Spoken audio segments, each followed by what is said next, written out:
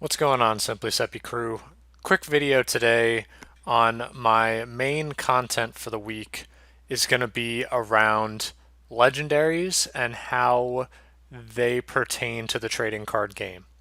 I've wanted to do this for a long time, and it seems that the drop rates have only varied and differentiated within the newest sets of the trading card game. So let's go through it. Right now, there are reverse holographics, standard holographics, we have ultras, we have ultra full arts, we have hyper rares, and we have secret rares. And those are just the rares. That's not including the commons and uncommons. So the reason I bring up that amount of variance is because I think that to be ultra, hyper, or secret, I think you need to be a Pokemon of some repute. I don't think you should just be giving it to Whoopers and Quagsires, basically. And because of that, it led me to think about the archetypes of legendaries. So let's go through it. I think Cerebi.net does a great job of this, and I wanted to bring that up. So as you can see, Cerebi.net is a Pokemon site that talks about the anime, it talks about the video games, it has databases of the Pokedexes. It's a phenomenal resource to basically, I'm trying to get this ad out of here, to for all things Pokemon. The reason I bring this up is because it has a great overview on legendaries. So essentially, they're broken up into three categories: sub-legendary Pokemon, legendary Pokemon, and mythical Pokemon. And let's just really quickly go over what that means. So, sub-legendary Pokemon are the group of legendaries that typically get no restrictions. They're allowed in battle facilities such as the Battle Tree, Battle Frontier. You get the picture. They have stats that range from 534 to 670, and their category exists within the game code for the purpose of battle regulations. The subcategory does include Ultra Beasts, and they are officially legendary Pokemon in the code, but are sometimes categorized separately in other material.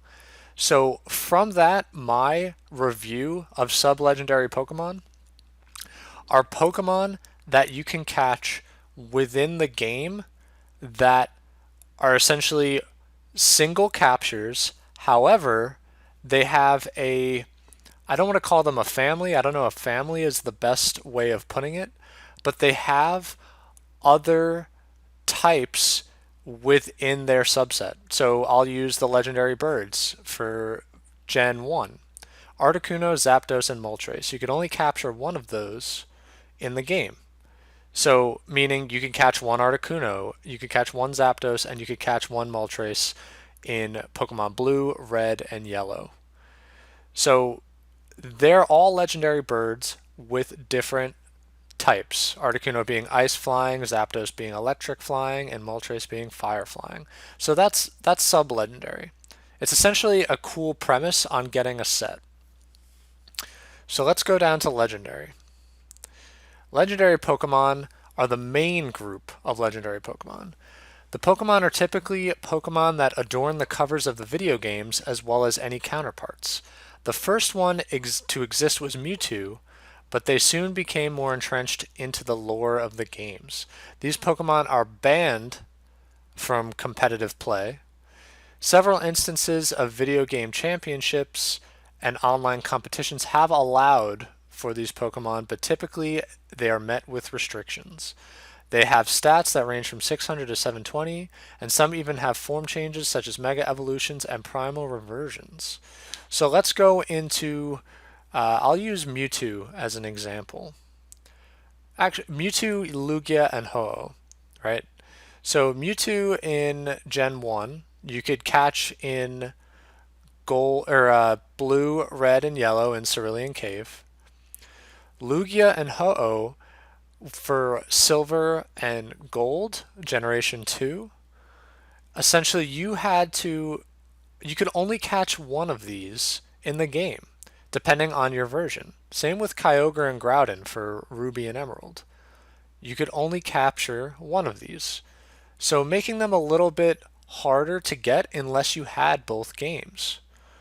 Eventually, Crystal came out for Generation 1 and Emerald came out for Generation 3.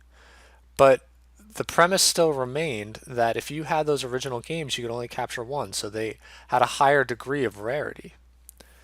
So the last one is Mythical Pokemon. And these are the hardest ones to gather based on what I'm about to tell you. Mythical Pokemon were originally in common conversation as event-only Pokemon for a reason. These Pokemon are so rare that they typically are only available through an event distribution and either receiving the Pokemon itself or an item to get the Pokemon within the wild. Due to the fact that these are typically only from events and have limited distributions, these Pokemon are banned from competitive events.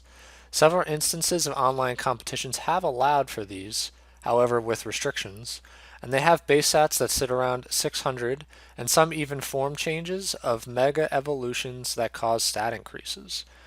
The Generation 7 Pokemon games are also introduced the first evolving mythical Pokemon.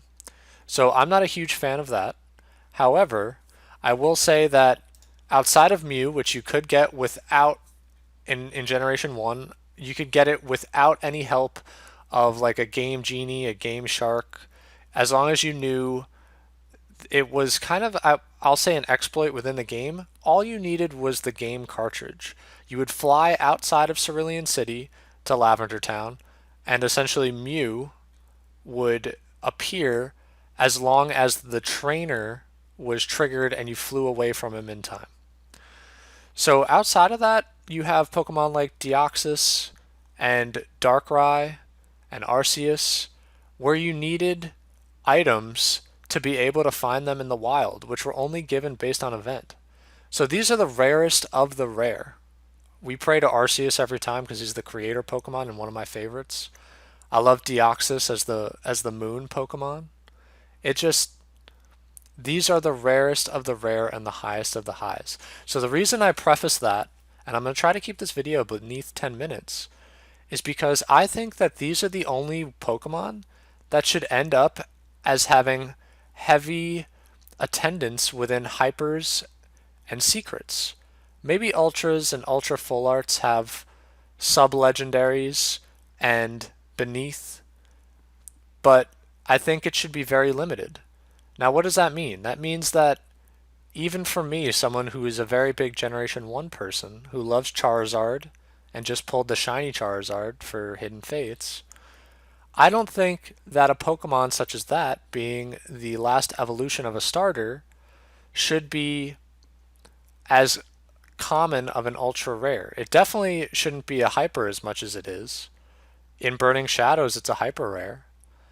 And unfortunately, as much as I think that stinks as a premise, I think it does better service for the TCG as a whole.